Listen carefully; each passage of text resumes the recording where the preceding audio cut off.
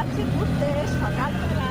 এই হলো আমার হাজব্যান্ড, ওকে আজকে দূর জবরদস্তি করে নিয়ে যাচ্ছি, কারণ ওকে পাই না আর ও আমার সাথে ঘোরা পছন্দ করে না, অন্য টাইপের।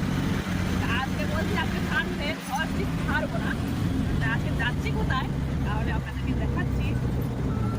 ওকে চলো পরবর্তী দেখাচ্ছি কি হবে।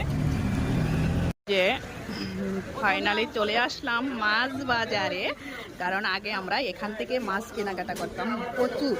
অনেকদিন হলো এই বাজারটা আসি না, এখানে বেঙ্গলের ইলিশ মাছ পাওয়া যায়।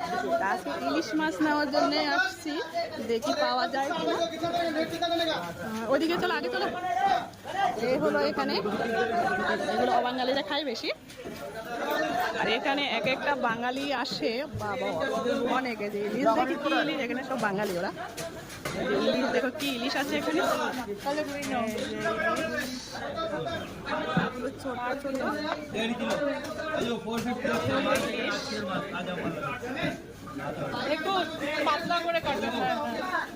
ইলিশ কি এই আছে কত? ইলিশের কিলো কত করে?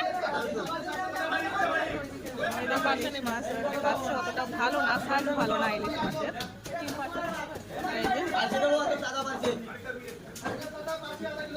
এটা কত করে? এটা কত করে? মাছ অতটা ভালো।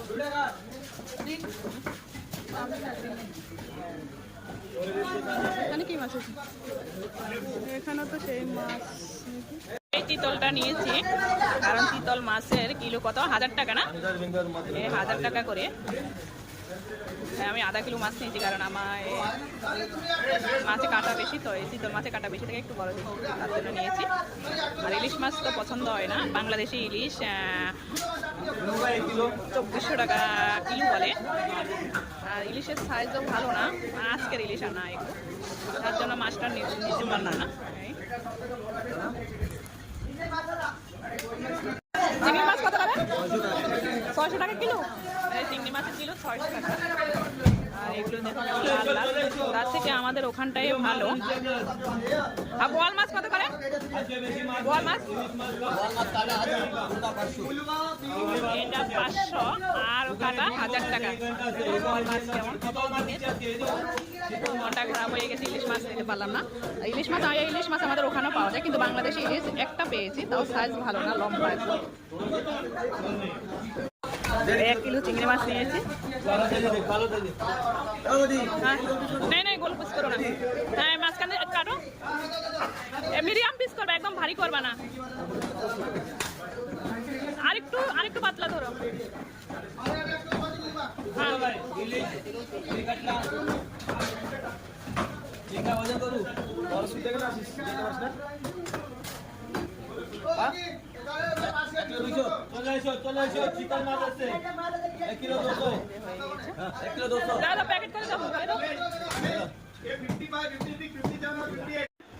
যে বাজারে গিয়েছিলাম ওখান থেকে এই যে 1 কিলো চিংড়ি মাছ নিয়ে আসছি, আর এটা হলো চিতল মাছ।